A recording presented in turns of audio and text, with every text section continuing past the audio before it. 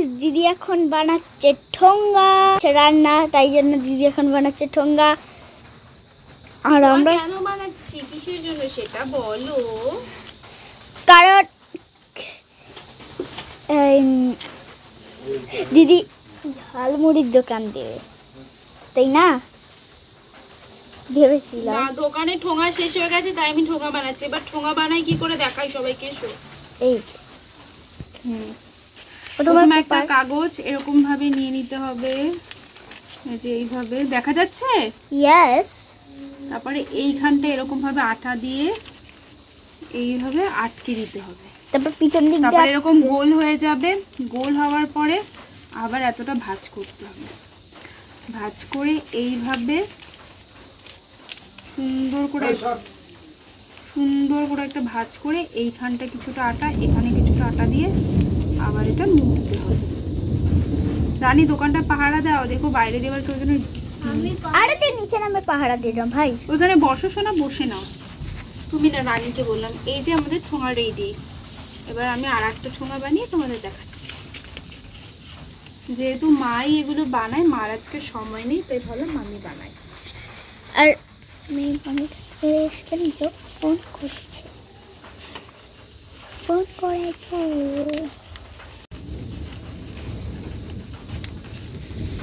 আর phone করছে দোকানদার হবো না, দাঁড়াও, দাও তো।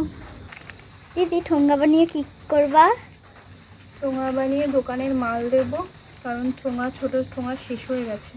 ও, তাই বড় ঠোঙা কেটে কেটে দিচ্ছি, তাহলে তো সেটাতে তো বেশি লস হচ্ছে না। ভাবলাম বসে আছি, ফোন না ঘেটে কটা ঠোঙা বানাই। প্রথমে আমরা কিনে নিয়ে আসতাম, কিন্তু কিনতে গেলে না প্রচুর টাকা পড়ে যাচ্ছে। হ্যাঁ, তাই জন্য বানালে ভালো। হ্যাঁ, এবার কেজি দরে কি হয়, যদি কয়েকটা কাগজ কেনা যায়, ধরো 10 কেজির মতো কাগজ তো অনেকে দেয়। আমার বাবা যেসব বাড়িতে মাছ দেয়, তাদের বাড়ি ধরো যারা নিউজ পেপার পড়ে, তারা এরকম কিলো হিসেবে বিক্রি করে, বা অনেক সময় অনেক দোকান দিয়ে কিনে নেয়। তারপরে সেগুলো নিয়ে আসে, আর আমার মা সাইজ করে কেটে নেয়, সেগুলো দিয়ে আমরা ঠোঙা বানিয়ে ফেলি। প্রথমে আমরা কিনে নিয়ে আসতাম, কিন্তু দেখলাম কিনতে গেলে না বিশাল টাকা লাগে। হ্যাঁ, প্রচুর টাকা চলে আসে। কিন্তু আমরা যদি এরকম ঠোঙা বাড়িতে বসে কাগজ কেটে বানাই, তাহলে অনেকটা টাকা সেভ হয়। আর একটা জিনিসে তুমি বসে দেখে তোমার কি হবে, তার থেকে বলে ঠোঙ্গা বানাবো, হেভি ভালো কাজে লাগবে। দোকানে তো সব সময় তো লোক থাকে না, অনেকটা সময় লোক কম হয়। যেমন সন্ধ্যাবেলাটায় লোকটা একটু বেশি থাকে, তারপরে আস্তে আস্তে যখন রাতটা হয়, তখন অল্প অল্প লোক চলে আসে, মানে অল্প লোক হয়, তখন ওই অবসর সময়টা। দেখো, ফোন তো সবাই ঘাঁটি কম বেশি। এবার ফোন দেখতে দেখতে অনেক সময় ঠোঙা বানানো হয়ে যায়। ফোন তো চোখ দিয়ে দেখছে, হাত দিয়ে ঠোঙা বানালাম, সিম্পল ব্যাপার।